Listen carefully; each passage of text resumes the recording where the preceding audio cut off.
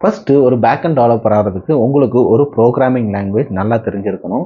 பாப்புலராக யூஸ் பண்ணுற programming language என்னெல்லாம் இருக்குதுன்னு பார்த்தோம்னா Java, Python, Java script and C sharp. So இதில் ஏதாவது ஒரு பாப்புலர் இல்லை உங்களுக்கு தெரிஞ்ச லாங்குவேஜை நீங்கள் சூஸ் பண்ணிக்கோங்க. ஸோ நீங்கள் அந்த லாங்குவேஜை சூஸ் பண்ணதுக்கப்புறம் அந்த லாங்குவேஜில் எல்லா பேசிக் கான்செப்ட்ஸ் இருக்கும். ஸோ அந்த கான்செப்ட்ஸை ஃபுல்லாக லேர்ன் பண்ண ஆரம்பிங்க. Some of the basic concepts நான் சொல்கிறேன். வேரியபிள்ஸ் எப்படி யூஸ் பண்ணணுன்றதை பார்த்துக்கோங்க. அடுத்தது இன்புட் அவுட்புட் எப்படி ஹேண்டில் பண்ணுறதுன்னு பார்த்துக்கோங்க. கண்டிஷனல் ஸ்டேட்மெண்ட்ஸ் எப்படி யூஸ் பண்ணணும், லூப்பிங் ஸ்டேட்மெண்ட் யூஸ் பண்ணுறது, எப்படி ஒரு ஃபங்க்ஷனை யூஸ் பண்ணுறது, அதுக்கப்புறம் எப்படி ஒரு ஆப்டிமைஸ்டான ஒரு கோடை எழுதுறது, இந்த மாதிரி விஷயங்களை ஃபுல்லாகவே ஃபஸ்ட்டு நீங்கள் லேர்ன் பண்ணிக்கோங்க. ஸோ ஒன்ஸ் இதெல்லாம் லேர்ன் பண்ணிட்டீங்க அப்படின்னா அதை வச்சு நீங்கள் மல்டிபிள் ப்ராப்ளம்ஸை சால்வ் பண்ண பழகுங்க. ஸோ இதனால் நீங்கள் வந்து அந்த லாங்குவேஜில் நீங்கள் நல்லா ஃபெமிலியர் ஆயிடுவீங்க. ஸோ நெக்ஸ்ட்டு ஸ்டெப் என்னென்னா நீங்கள் ஒரு ப்ராப்பரான ஒரு ஃப்ரேம் ஒர்க்கை சூஸ் பண்ணணும். ஒவ்வொரு ப்ரோக்ராமிங் லாங்குவேஜும் ஒவ்வொரு ஃப்ரேம் ஒர்க்கை யூஸ் பண்ணணும். ஸோ இப்போ இந்த ஃப்ரேம் ஒர்க்னால் என்ன அப்படின்னு நீங்கள் பார்த்தீங்கன்னா, நம்ம யூஸ்வலாக ஒரு கிளைண்ட்டு சர்வர் ஆர்கிடெக்சரில் தான் ஒர்க் பண்ணுவோம். ஒரு வெப் டெவலப்மெண்ட்டில் கிளைண்ட் வந்து ஒரு டேட்டாவை சர்வர்கிட்ட வந்து ரெக்வஸ்ட் பண்ணும். ஸோ அப்போ ஒரு ரெக்வஸ்ட் மேக் பண்ணும். ஸோ இந்த ரெக்வஸ்ட்டை சர்வர் வாங்கிட்டு அந்த ரெக்வஸ்ட்டை அதுக்கேற்ற மாதிரி ப்ராசஸ் பண்ணிவிட்டு கிளைண்ட்டுக்கு ஏற்ற மாதிரி ஒரு ரெஸ்பான்ஸை சென்ட் பண்ணும். ஸோ இதுதான் அது கிளைண்ட் சர்வர் கம்யூனிகேஷன். ஸோ இந்த கிளைண்ட் சர்வர் கம்யூனிகேஷனில் ஒரு ரெக்வஸ்ட்டை கெட் பண்ணுறது, அந்த ரெக்வஸ்ட்டை ப்ராசஸ் பண்ணுறது, ரெஸ்பான்ஸ் சென்ட் பண்ணுறது, இதெல்லாம் ப்ராசஸ் இருக்குல்ல. ஸோ இதுக்கு எல்லாமே ஒவ்வொரு இது எழுதுறதுக்கு பதிலாக ஆட்டோமேட்டிக்கலாகவே ஒவ்வொரு லாங்குவேஜுக்கும் ஒரு ஃப்ரேம் ஒர்க்கை வச்சுருப்பாங்க. அந்த ஃப்ரேம் ஒர்க்கில் இந்த ஃபங்க்ஷனாலிட்டிஸ் எல்லாத்தையுமே இன்பில்டாகவே கொடுத்துருவாங்க. ஸோ தட் நீங்கள் வந்து டைரெக்டாக ப்ரோக்ராமிங்கில் கான்சன்ட்ரேட் பண்ணிக்கலாம். ஒவ்வொரு ப்ரோக்ராமிங் லாங்குவேஜும் ஒவ்வொரு different web frame work use பண்ணும். நம்ம ஜாவா எடுத்துக்கிட்டோம் அப்படின்னா அது ஸ்ப்ரிங் யூஸ் பண்ணும். சி ஷார்ப் எடுத்துக்கிட்டோம்னா ASP.NET கோர் யூஸ் பண்ணும். பைத்தான் எடுத்துக்கிட்டோம்னா ஃப்ளாஷ் இல்லாட்டினா ஜாங்கோ யூஸ் பண்ணும். Node.js எடுத்துக்கிட்டோம்னா அது எக்ஸ்பிரஸ் அப்படின்ற ஃப்ரேம் ஒர்க்கை யூஸ் பண்ணுவோம். ஸோ இந்த ஃப்ரேம் ஒர்க்கை ஃபஸ்ட் லெவலில் நீங்கள் சூஸ் பண்ணிக்கிட்டணும். நெக்ஸ்ட்டு ரொம்ப இம்பார்ட்டண்ட்டானது என்னென்னா நீங்கள் ஒரு டேட்டா பேஸை சூஸ் பண்ணி படிக்க ஆரம்பிக்கணும். நிறைய பேர் வந்து இந்த டேட்டா பேஸை சூஸ் பண்ணி படிக்கிறத பற்றி நிறைய எக்ஸ்பிளைன் பண்ணுறதில்ல. ஸோ என்ன அப்படின்னா எப்போவுமே ஒரு சர்வர் வந்து மோஸ்ட் ஆஃப் த டைம் வந்து ஒரு பர்சிஸ்டண்ட்டாக ஒரு இடத்துல டேட்டாவை ஸ்டோர் பண்ணி வைக்கும். அதுதான் டேட்டா பேஸு. இந்த டேட்டா பேஸை நம்ம ரெண்டு வகையாக கிளாஸிஃபை பண்ணால், ஒன்று வந்து ரிலேஷனல் டேட்டா பேஸ், இன்னொன்று வந்து NoSQL அப்படின்னு சொல்லுவோம். பாப்புலராக யூஸ் பண்ணுற ரிலேஷனல் டேட்டா பேஸ் என்னெல்லாம் பார்த்தோம்னா SQL இருக்குது, MySQL இருக்குது, Postgres இருக்குது. பாப்புலராக யூஸ் பண்ணுற NoSQL என்னென்னு பார்த்தோன்னா MongoDB. இதில் நீங்கள் ஃபஸ்ட் லெவலில் நீங்கள் படிக்கிறீங்க அப்படின்னா நீங்கள் வந்து MySQL இல்லாட்டினா Postgres நீங்கள் சூஸ் பண்ணிக்கோங்க. அதாவது ரிலேஷனல் டேட்டா பேஸை சூஸ் பண்ணி அதில் இருக்க எல்லா கொரீஸையும் லேர்ன் பண்ண ஆரம்பிங்க. என்னெல்லாம் காமனாக இருக்கிற கொரிங் பார்த்தோம் அப்படின்னா select, filtering, sorting, joins, aggregations, grouping, having, subqueries, indexing, transaction, views, normalisation என்னென்னு தெரியணும், stored procedure, functions, triggers. So இந்த டாபிக்ஸை நோட் பண்ணி வச்சுக்கோங்க. ஸோ இந்த டாபிக்ஸில் எல்லா கொரீஸையும் நீங்கள் எக்ஸிக்யூட் பண்ணி பார்த்துக்கோங்க. ஒய்? பிகாஸ் எப்படி பார்த்தாலும் நீங்கள் ஒரு ஃப்ரெஷராக இருந்தாலும் சரி, எக்ஸ்பீரியன்ஸ்டாக இருந்தாலும் சரி, கண்டிப்பாக உங்களுக்கு வந்து SQL ரிலேட்டடான கொஷின் கண்டிப்பாக வரும். If you are going to be a back end developer. So அப்போ நீங்கள் வந்து SQL உள்ள எல்லா கொரீஸையும் நல்லா படிச்சுக்கோங்க. ஸோ நெக்ஸ்ட்டு APIனா என்னன்றதை படிக்க ஆரம்பிக்கணும். ஸோ APIனா அப்ளிகேஷன் ப்ரோக்ராமிங் இன்டர்ஃபேஸ். நான் ஏர்லியராக சொன்ன மாதிரி தான் ஒரு கிளையண்ட்டு ஒரு சர்வர் ரெண்டு பேருக்கு இடையில API மூலமாக தான் அந்த கம்யூனிகேஷன் நடக்கும். டே டு டே லைஃப்பில் நம்ம கூகுள் பே வச்சு பேமெண்ட்ஸ்லாம் மேக் பண்ணுறோம். ஸோ அதில் ஃபஸ்ட் லெவலில் என்ன பண்ணுவோம், ஒரு QR கோடை நம்ம ஸ்கேன் பண்ணுறோம். ஸ்கேன் பண்ணதுக்கப்புறம் என்ன பண்ணுவோம், ஒரு அமௌண்ட்டை என்டர் பண்ணுவோம். என்டர் பண்ணிட்டு ஓகேன்னு கொடுத்ததுக்கப்புறம் என்ன ஆகும், ஒரு ப்ராசஸ் நடக்குது. அப்போ என்ன ஆகும்னா உங்களோட மொபைல் ஆப்பில் இருந்து ஒரு ரெக்வஸ்ட் போகும். அதான் API ரெக்வஸ்ட்டு. அந்த API ரெக்வஸ்ட்டில் என்னெல்லாம் போகும்னா உங்களோட சென்டரோட UPI ID, உங்களோட பேங்க் அக்கௌண்ட் டீட்டெயில்ஸ், அதுக்கப்புறம் எவ்வளோ அமௌண்ட் சென்ட் பண்ணணும், இந்த மாதிரி சில டீட்டெயில்ஸ் அண்ட் இன்ஃபர்மேஷன்ஸை சர்வருக்கு சென்ட் ஆகும். சர்வர் வந்து அந்த டிரான்சாக்ஷனை கம்ப்ளீட் பண்ணி அந்த பேமெண்ட்டை கம்ப்ளீட் பண்ணிவிட்டு உங்களுக்கு வந்து ஒரு ரெஸ்பான்ஸ் சென்ட் பண்ணும். ஸோ இதுதான் வந்து API. ஓகே. ஸோ அந்த APIனா என்ன, எப்படி ஒரு APIயை உங்களோட வெப் ஃப்ரேம் ஒர்க் வச்சு கிரியேட் பண்ணணும் அப்படின்றத நீங்கள் செக் பண்ண ஆரம்பிக்கணும். அடுத்தது ரவுட்டிங் அப்படின்றதையும் நீங்கள் பார்த்துக்கோங்க. ஸோ ரவுட்டிங்னா ஒன்றும் இல்லை, ஒரு சர்வர் வந்து ஒரே ஒரு API கால் மட்டும் ஹேண்டில் பண்ணாது, அது வந்து மல்டிபிள் API கால்ஸை வந்து ஹேண்டில் பண்ணும். ஸோ அப்போ நம்ம மல்டிபிள் API கால்ஸை கிரியேட் பண்ணுறதுக்கு தான் ரவுட்டிங் அப்படின்ற ஒரு கான்செப்ட் இருக்குது. ஸோ அதையும் நீங்கள் லேர்ன் பண்ண வேண்டியிருக்கும். நெக்ஸ்ட்டு நீங்கள் ORM அப்படின்றதுனா என்னன்றது தெரிஞ்சுக்கணும். ஓஆர்எம்னா என்னென்னா ஆப்ஜெக்ட் ரிலேஷனல் மேப்பிங். ஸோ இந்த ஓஆர்எம் வச்சு நீங்கள் என்ன பண்ணலாம்னா டைரெக்டாக டேட்டா பேஸ் கூட கனெக்ட் பண்ணி அந்த create, read operation, right operation, update operation, delete operation, இந்த எல்லா ஆப்ரேஷன்ஸும் நீங்களே பண்ணிடலாம். இதோட ஸ்பெஷாலிட்டி என்னென்னா நீங்கள் ராவாக எந்த கொரியும் நீங்கள் எழுத வேண்டாம்.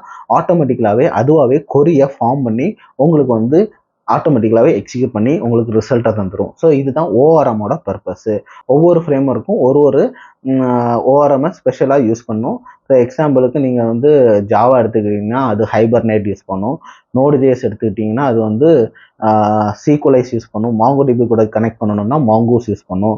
.NET நீங்கள் எடுத்துக்கிட்டிங்க அப்படின்னா அது வந்து என்டிட்டி ஃப்ரேம்வொர்க் இருக்கும், டேப்பர் இருக்கும். ஸோ இப்போ ஒவ்வொரு ப்ரோக்ராமிங் லாங்குவேஜஸும் ஒவ்வொரு டிஃப்ரெண்ட் ஓஆர்எம்மை யூஸ் பண்ணும். ஸோ அந்த ஓஆர்எம்மோட ஹெல்ப்னால என்ன அட்வான்டேஜ்னு பார்த்துட்டிங்கன்னா நீங்கள் வந்து ஒவ்வொரு டைமும் இந்த ரா கொரி எழுத வேண்டாம். உங்களோட டெவலப்மெண்ட் வந்து ஈஸியாக ஃபாஸ்ட்டாக முடிக்கிறதுக்காக இந்த ஓஆர்எம்மை கிரியேட் பண்ணாங்க. ஸோ இந்த ஓஆர்எம்மை எப்படி யூஸ் பண்ணணுன்றதையும் நீங்கள் படிச்சிருக்கணும். நெக்ஸ்ட்டு ரொம்ப இம்பார்ட்டண்ட்டான கான்செப்ட்டு ஆத்தென்டிகேஷன் அண்ட் ஆத்தரைசேஷன் அப்படின்னா என்னன்றதையும் படிச்சுக்கிட்டு அதை உங்களோட ஏபிஐல இன்டெகிரேட் பண்ண உங்களுக்கு தெரியணும். ஆத்தென்டிகேஷன் என்னென்னா ஒரு யூசர் இந்த சிஸ்டத்தை யூஸ் பண்ணலாமா அப்படின்றத ஐடென்டிஃபை பண்ணுறது தான் ஆத்தென்டிகேஷன். ஆத்தரைசேஷன்னா என்னென்னா அந்த சிஸ்டத்துக்குள்ளே உள்ள ரிசோர்ஸை நான் யூஸ் பண்ணிக்கலாமா, அதை யூஸ் பண்ணுறதுக்கான ரோல் எனக்கு இருக்குதா அப்படின்றத செக் பண்ணுறது தான் ஆத்தரைசேஷன். எக்ஸாம்பிளுக்கு நீங்கள் உங்களுக்கு ஒரு வாட்ஸ்அப் குரூப் க்ரியேட் பண்ணியிருக்காங்கன்னு வச்சுக்கோங்களேன். ஸோ அந்த வாட்ஸ்அப் குரூப்பில் அட்மின் மட்டும் என்ன பண்ண முடியும், உங்களுக்கு வந்து மெசேஜ் போடுற மாதிரி செட் பண்ணியிருப்பாங்க. மற்ற எல்லாரும் மெசேஜை ரீட் பண்ணுற மாதிரி செட் பண்ணியிருப்பாங்க. ஸோ இதுதான் ஒரு ரோல் மாதிரி செட் பண்ணியிருப்பாங்க. ரோல் மாதிரி செட் பண்ணாங்கன்னா அது என்னது, உங்களுக்கு ஆத்தரைசேஷன். ஆத்தென்டிகேஷன் அப்படின்னா நீங்கள் வந்து வாட்ஸ்அப்பில் ஒரு நம்பரை வச்சு ஆத்தென்டிகேட் பண்ணி உள்ளே போயிருப்பீங்க. ஸோ இதுதான் வந்து ஆத்தென்டிகேஷன். ஸோ இந்த ஆத்தென்டிகேஷன் அண்ட் ஆத்தரைசேஷன் இந்த ரெண்டு கான்செப்டையும் உங்களோட ஏபிஐயில் நீங்கள் இன்டெகிரேட் பண்ண உங்களுக்கு தெரிஞ்சிருக்கணும். ஸோ அடுத்து ரொம்ப இம்பார்ட்டண்ட்டான கான்செப்ட் என்னென்னா வெப் செக்யூரிட்டி. நம்ம என்ன தான் ஏபிஐ காலை கிரியேட் பண்ணாலும் அந்த ஏபிஐ காலுக்கு ப்ராப்பராக செக்யூராக இருக்குதா அப்படின்றத எல்லாத்தையும் நம்ம செக் பண்ணணும். நிறைய டைப்ஸ் ஆஃப் ப்ராப்ளம்ஸ் இருக்குது, நிறைய டைப் ஆஃப் செக்யூரிட்டி ரிஸ்க்ஸ் இருக்குது. ஸோ அது சம் ஆஃப் தம் நான் சொல்கிறேன், நீங்கள் வந்து நெட்டில் சர்ச் பண்ணி அது என்னன்றதை பார்த்துக்கோங்க.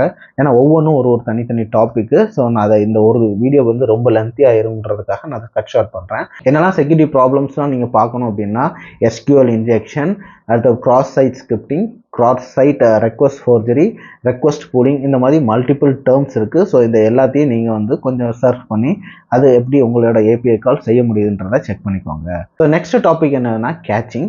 ஸோ கேச்சிங்னா என்னென்னா எப்போவுமே நமக்கு வந்து ஃப்ரீக்வெண்ட்டாக சில டேட்டாஸ் தேவைப்படும்.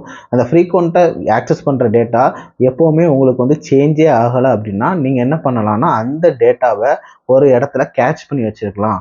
ஸோ கேட்ச் பண்ணிட்டோம்னா நம்ம டேட்டா பேஸில் போய் அதை கொரி பண்ணி அந்த டேட்டாவை எடுக்கிறதுக்கு பதிலாக அந்த கேட்ச் ஸ்டோரேஜ்லேருந்து அந்த டேட்டாவை நம்ம எடுத்துக்கிடலாம். ஓகே, பாப்புலராக யூஸ் பண்ணுற கேட்ச் ஸ்டோரேஜ் என்ன அப்படின்னா ரெட்டிஷ் அப்படின்றத யூஸ் பண்ணுவாங்க. ஸோ இதனால் என்ன ஆகும்னா உங்களோட அப்ளிகேஷனோட ஸ்பீட் வந்து ரொம்ப ஃபாஸ்ட்டாக இருக்கும். எப்போவுமே டேட்டா பேஸில் போய் கொரி பண்ணி டேட்டா எடுக்கிறதுக்கும் கேட்ச் ஸ்டோரேஜ்லேருந்து டேட்டாவை எடுக்கிறதுக்கும் ரொம்ப டிஃப்ரென்ஸ் இருக்குது. கேட்ச் ஸ்டோரேஜில் ரொம்ப ஃபாஸ்ட்டாக லோட் ஆகும். ஸோ அப்போ அந்த கேட்சிங்னா என்ன, அதை எப்படி நம்ம யூஸ் பண்ணணும் அப்படின்றதையும் நீங்கள் கொஞ்சம் படிச்சுக்கோங்க. ஸோ நெக்ஸ்ட் இம்பார்ட்டன்ட் டாபிக் என்னென்னா எரர் ஹேண்டிலிங். ரொம்ப இம்பார்ட்டண்ட்டுங்க. எப்போவுமே உங்களோட ஏபிஐ காலுக்கு ரெக்வஸ்ட் வந்து வேலிடாக வரும்ன்றதுலாம் கிடையாது. தேவையான டேட்டாவை கேட்பாங்க. சிலது வந்து ஹேக்கர் வந்து ரெக்வஸ்ட் பண்ணுவாங்க.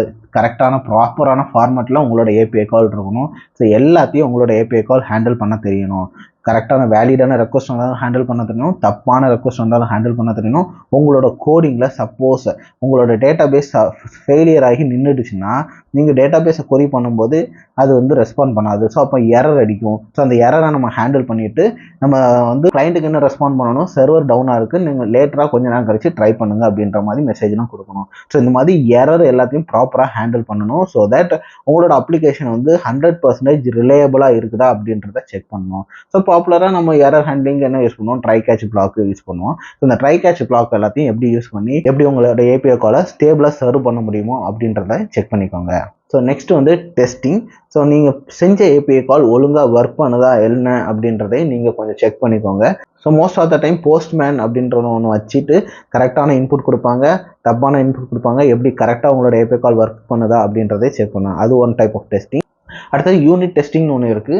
ஸோ அந்த யூனிட் டெஸ்டிங் என்ன பண்ணுன்னா, நீங்கள் எழுதின கோடையே அந்த கோடு வந்து செக் பண்ணும், ஒழுங்காக ஒர்க் ஆகுதா, கரெக்டான இன்புட் கொடுப்பாங்க, தப்பான இன்புட் கொடுத்து ஆட்டோமேட்டிக்கலாக அதை டெஸ்ட் பண்ணி உங்களோட கோடு வந்து கரெக்டாக இருக்குதான்னு செக் பண்ணுறது தான் இந்த யூனிட் டெஸ்டிங். ஸோ அந்த கான்செப்டையும் நீங்கள் லேர்ன் பண்ண வேண்டியிருக்கும். ஸோ மோஸ்ட் ஆஃப் அது வந்து என்னன்னா, உங்களோட கோடு வந்து கரெக்டாக ஒர்க் ஆகுதா அப்படின்னு செக் பண்ணுறது தான் இந்த யூனிட் டெஸ்டிங்கோட பர்பஸ். ஸோ இதெல்லாம் லேர்ன் பண்ணி முடிச்சதுக்கப்புறம் வெர்ஷன் கண்ட்ரோலிங்கை நீங்கள் லேர்ன் பண்ண வேண்டியிருக்கும். ஸோ வெர்ஷன் கண்ட்ரோலிங்க்கு பாப்புலராக யூஸ் பண்ணுறது வந்து கிட் அண்ட் கிட்லேப் யூஸ் பண்ணுவாங்க. ஸோ கிட் அண்ட் கிட்லேப்னா என்னென்னா, உங்களோட கோடை வந்து நீங்கள் மட்டுமே ஒர்க் பண்ண மாட்டீங்க. ஒரு கம்பெனிக்கு போனீங்கன்னா மோஸ்ட் ஆஃப் த டைம் அது ஒரு ரெப்பாசிட்டரின்னு ஒன்று சொல்லுவாங்க. அந்த இடத்துல உங்களோட கோடு ஸ்டோர் ஆகிருக்கும். ஸோ மல்டிபிள் பர்சன்ஸ் அந்த கோடை வந்து யூஸ் பண்ணி அவங்க ஒர்க் பண்ணிவிட்டு அவங்க முடிச்சதுக்கப்புறம் அதே இடத்துல கோடை கமிட் பண்ணி வச்சுருவாங்க. ஸோ அப்போ அந்த கிட் அண்ட் கிட்லேப் உள்ள கமெண்ட்ஸையும் நீங்கள் லேர்ன் பண்ணியிருக்கணும். ஸோ ஐ திங்க் நான் மோஸ்ட் இம்பார்ட்டன்ட் கான்செப்ட்ஸ் எல்லாத்தையும் நான் கவர் பண்ணிட்டேன். இது போகவும் சில கான்செப்ட்ஸ் இருக்குது, நான் அதை உங்களுக்கு வந்து சொல்கிறேன். நீங்கள் வேணால் இன்னும் லேர்ன் பண்ணணும், இன்னும் அதிகமாக லேர்ன் பண்ணணும் அப்படின்னா அதையும் கொஞ்சம் நீங்கள் ரிசர்ச் பண்ணி படிச்சுக்கலாம். ஸோ அது என்னலான்னா, continuous integration and continuous deployment, monitoring and logging, scalability and performance optimisation, cloud services அப்படின்னா நமக்கு வந்து AWS, அஷ்யூரு அப்படிலாம் இருக்குல்ல. ஸோ அதுதான் சொல்கிறேன். அடுத்தது மைக்ரோ சர்வீசஸ். ஸோ நீங்கள் முதல்ல நான் சொன்ன எல்லா இம்பார்ட்டன்ட் டாபிக்ஸும் படித்து முடிச்சிட்டிங்கன்னா இதையும் கொஞ்சம் ரிசர்ச் பண்ணி நீங்கள் படிச்சிங்கன்னா கம்ப்ளீட் பேக் அண்ட் டெவலப்பராக நீங்கள் ஆகலாம். சொன்ன இந்த கான்செப்ட்ஸ் எல்லாம் நீங்கள் லேர்ன் பண்ணீங்க அப்படின்னா எந்த இன்டர்வியூவும் நீங்கள் கிளியர் பண்ணிடலாம், ஈஸியாக எந்த கம்பெனிலையும் சர்வை பண்ணிடலாம். ஸோ இந்த வீடியோ உங்களுக்கு பிடிச்சிருந்துச்சுன்னா இந்த வீடியோவுக்கு ஒரு லைக் போட்டுட்டு உங்கள் ஃப்ரெண்ட்ஸ் யாருக்காவது இது யூஸ் ஆகும் அப்படின்னா அவங்களுக்கு ஷேர் பண்ணி விட்டுருங்க. நீங்கள் ஃபஸ்ட்டு இந்த சேனலுக்கு வந்திருக்கீங்கன்னா இந்த சேனலுக்கு சப்ஸ்கிரைப் பண்ணிக்கோங்க. இது போக உங்களுக்கு ஏதாவது டவுட்ஸ் இருந்துச்சு, உங்களுக்கு ஏதாவது கான்செப்ட்ஸ் எக்ஸ்பிளைன் பண்ணணும் அப்படின்னா நீங்கள் கமெண்ட்ஸில் போடுங்க. நான் வந்து அந்த கான்செப்டை எனக்கு தெரிஞ்சிச்சுன்னா உங்களுக்கு வந்து அதை எக்ஸ்பிளைன் பண்ணுறேன். ஓகே கைஸ், நம்ம இன்னொரு வீடியோவில் பார்க்கலாம். தேங்க்யூ, பாய்.